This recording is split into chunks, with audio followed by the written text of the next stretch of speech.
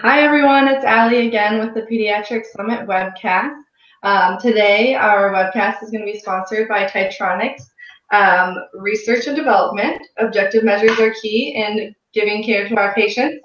And the Titron, is one of the best scanners, thermography scanners out there. And they did just come out with a new pediatric scanner for more objective measures for the kiddos that we see in practices. So that's really today we're here with Dr. Lacey Book. So go ahead and say hi. Hi, everybody. Thanks for having me on. Appreciate it. Yeah, Dr. Lacey Book is here to share some of her knowledge with us. She was just telling me how she has a lot going on in her life, but she cut out some time of her busy schedule to sit down and talk with us and give us a quick little preview into what we'll see of her at the summit, which we're also lucky to have her at based on how busy her schedule is and all the things she's doing and opening practices and moving houses and all of that jazz. So thanks for being here. So today I think we're going to focus a lot on the big premise that I think that you have a lot of knowledge in, and that's creating a target market for our practice or our community that we're going into. So just kind of get the ball rolling, maybe give us an idea of what a target market is. So this is an interesting subject and one that I love to talk a lot about because I think that oftentimes, and you can attest to this, when we're in school and we're talking about business, we're taught that we should be out helping who? Everyone. Exactly. And that's what we're told. And of course, we have huge service hearts and we would love to be able to help everyone with a spine. But in reality, when we're looking at a business and trying to run a successful business, to say that I help everyone is not specific enough. And unfortunately, if you take that stance, you cannot create strong business strategies to get more people in the door and then ultimately end up doing yourself a disservice and the community that you serve a disservice just because you're not specific about your niche. So target market is crucial to your development as a practitioner, your ability to serve more people, and of course, be able to create a lifestyle that you're looking for. So I'm going to put you in a spot right here. And I want to ask you, so tell me what you think target market is. So target market, let's see, I would say you have a very focused group of people that you are marketing to, and that would determine a lot of the methods that you use for marketing and where you choose to promote yourself, how you choose to promote yourself, maybe even like whether you choose to do social media versus paper advertising, things like that. I would even go so far as to say it determines a lot about how your office is set up and maybe even the techniques you use. I love it. See, you set me up for success right now. We didn't even have this discussion before we got on. So it's like you just lofted me the ball, whoop, and then I'm just going to hit it home run. Okay. So you're absolutely right. Oftentimes I talk to chiropractors because I coach a lot of chiropractors that are just starting practices. And we are always trying to do work to hone in on who their ideal client is and who the target market is. And it's really interesting because I find that, in fact, most chiropractors confuse ideal client and target market.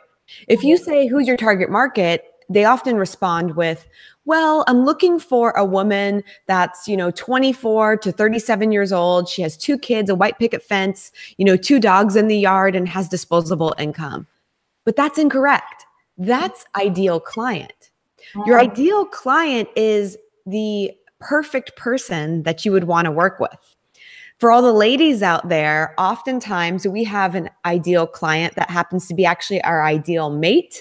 And many times we have like this checklist of all the attributes that they have, right? We've all done that, like in our head, we're like, I want my man to have this, and this. That's ideal client. So in your offices, when you're deciding who it is you want to work with people that bring you the most amount of joy, that fill your bucket, that energize you. And that person is going to be your ideal client. And it's not someone that you have met necessarily. It's someone that you want to dream up. So it's somebody that has all the characteristics and qualities and behaviors that you would love to see of every individual that walks through the door. That's ideal client. Target market is actually where you find them. So the market in which they do business, they hang out, they thrive. So if your ideal client was a woman that's currently pregnant, that's going to look very different from a woman that has 3 children. And they're going to hang out in different places. So sometimes if you have a ideal client of a woman that is currently pregnant, where are you going to find her? Maybe you find her in a yoga studio that specializes in doing yoga for pregnant women, right? Maybe you find her in moms groups. Maybe you find her at specific stores or specific classes or working with midwives and doulas in the area. So that's going to look very different than a businesswoman, an entrepreneur, because she's going to hang out in a different spot. So ideal client is the perfect person for you, the perfect patient for you, and then target market is actually where they hang out. Very cool. Thanks for picking that up. Little feedback. Oh, I think it's okay. My next question, do you think it confuses things if you have more than one target market or ideal client, or is it better to have kind of like a couple? Well, I would always recommend having one primary ideal client and target market, because just like you stated earlier, when I asked you the question, what is a target market? You said that your target market or your ideal client is going to define how you specifically choose to create things, how your office environment looks, from everything from the color of the walls to the smell when they walk in, to the music that you're playing in the background. It's going to determine your marketing strategies. Are you going to use Facebook or are you going to send out snail mail, right? It's going to determine your scripting and the languaging that you utilize to talk to them, to get them into the office, how you talk to them once they're in the office. So if everything that you do in your office to build a solid, successful practice is built around that one ideal client, if you have too many of them, then that gets completely diluted. And then the whole thing should be thrown out the window, because it's not going to be as effective and efficient as it should be if you have multiple target markets that you're trying to get to, right? Or trying to market to. Multiple ideal clients that you're trying to have walk through the door. They're going to be confused. They're going to be like, well, one wall is orange and I hate that color. And the other wall is a beautiful light green, right? And so we want to make sure that we're catering to one specific individual in mind. Very cool. It's hard to change your wall color between each person coming in the office. Yeah, not an easy fix, you know? Yeah. How would you, I guess, what are your best tips on maybe students or chiropractors who don't have a target market? What are your tips on figuring out what theirs is? So what I always have my clients do when we're trying to figure out this foundation of who is my ideal client, you know, we all have the honor of taking care of people in school. So for the students out there, you do this exercise with people that you've taken care of throughout your school career. And then for the existing docs out there, you're going to do this exercise with people that have actually been in your practice. So what I like you to do is to take your top 5 to 10 patients that you've served, the ones that when you open up your appointment book and you see their name on there, you go, Mary's coming in today. I'm so excited, right? When you see that name, you know, it gives you that sense of joy. You want to write those people down. And then what you want to do is you want to write down all of the characteristics or habits or behaviors or things that they do that you absolutely love. You know, for instance, you know, Mary is always on time. If she's not ever going to make her appointment, she always lets me know 2 days in advance.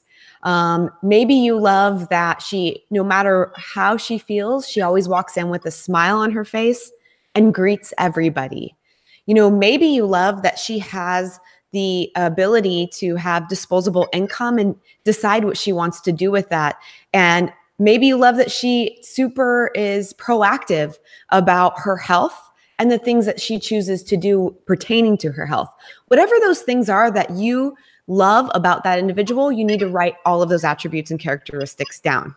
And then what we're going to do is now we're going to take each person and break it down, and we're going to have a huge list to work off of.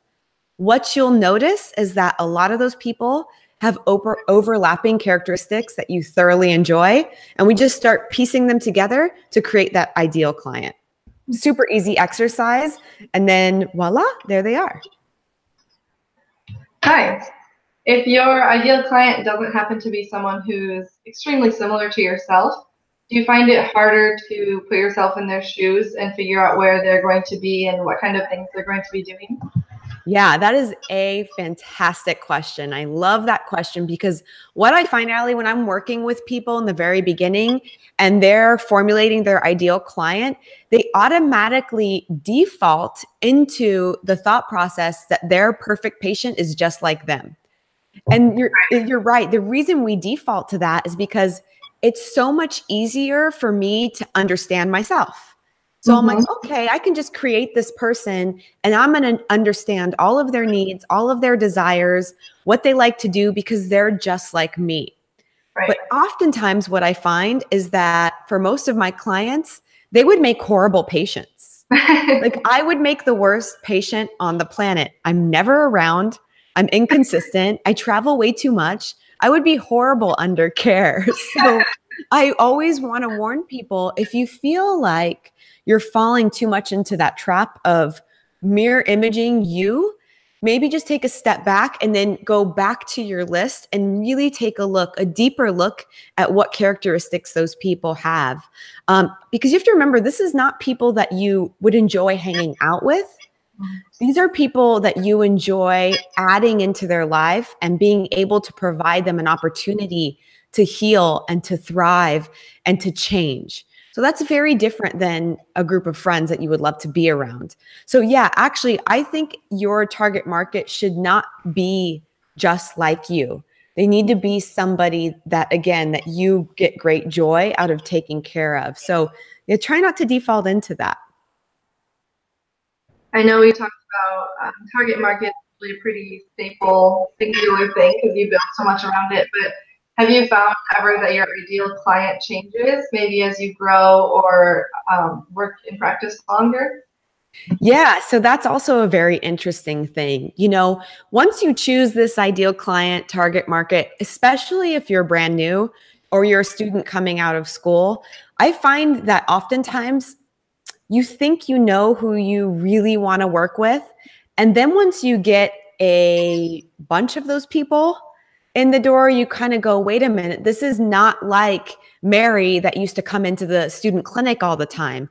In fact, the majority of these people, they don't show up on time. They don't honor and respect this place of business. They don't follow up with their appointments. They're not taking control of their health. And so if that happens, don't worry about it. This is a thing. This is absolutely something that you can change partway through. You have the ability to say, you know what, that's not for me. And actually, that's a very mature business decision. So if you decide on an ideal client target market early on, and you start seeing these people and they're not bringing you that joy, it's okay to absolutely revisit that. Because at that time, walls can be painted over, right? Right. So you said you wrote down those attributes of a person. This is kind of a mid-field question, but do you do anything with that? Do you kind of keep it there, look at it every day? Yeah, so it's just one of those things, like once you get to know who that person is, you have to understand that that's not the end of the process, right? And so we're going to probably talk about more of this at the Pediatric Summit, but what we will end up doing is we're going to develop that further. Once we have a list written down of who they are, now we need to dive a little bit deeper. Now we need to begin to understand them on a deeper level so that we can create marketing strategies that really speak to that individual. So we're going to need to find out, what colors do they really like? What organizations do they support? What is their deepest desire as far as their health is concerned? What kind of problems are they struggling with on a day-to-day basis? All of these things are really, really important as we move forward in understanding and developing that process. And then we can fine-tune all of our strategies to be able to get them in. One of the things I noticed that makes a big difference in the office is the type of music you play. As chiropractors, when we're building a practice, oftentimes we're building it to look like what we like. Oh, we like gray hardwood floors and, light gray walls with a touch of teal and a little bit of gold accents. And maybe I want to play Dave Matthews Band all day, but maybe, just maybe, my target market doesn't like that. Maybe my ideal client actually loves country music. So what kind of music should I be playing in the office? Probably Country. Yep, exactly. You want to be playing country because the second you make that switch from Dave Matthews to country, what do you think they say when they walk through the door? Oh, I like this song. Oh, I love this song. When did you start playing country? This is great, right? And now we know that we're creating the environment for them. So that's what's so important about ideal client. We want to do everything that we can, not only to get them in the door, but we want to do everything we can to retain them and keep them in the door. So that's just as important. So it doesn't stop with just creating a list and looking at it. We're going to utilize that list and leverage that list to understand further and understand deeper. That's awesome. It sounds like you've had some trial and error yourself through your practice, which obviously shows you have so much more to share. Any other quick tips or advice or quick pump up for your talk in October? One thing is for all of the existing docs out there, this is definitely an opportunity for you if you haven't done this in the past to really elevate your practice. And so I'm going to be sharing some other strategies that I do for all of the existing chiropractors that are trying to figure out how to make changes in their office to speak more to their ideal client. So make sure that you come to the Pediatric Summit, especially if you want to see, a lot of people and have more people that you really love being around in the office. If you're trying to create the practice of your dreams, we're going to be telling you how at the Pediatric Summit. So if you haven't done this, students, doctors out there, start creating your list, because remember, it can be evolving, it can be changing, it's a work in progress. There's no better time to start than now. Well, awesome. Thank you so much, Dr. Lacey, for sharing that. I myself, and I'm sure everybody watching, is more excited than ever for the Pediatric Summit, which is October 5th and 6th. I think I forgot to say that at the beginning. It's a Friday and a Saturday coming up soon here, so go ahead and get your tickets, and I'll see you guys next time. Look forward to it.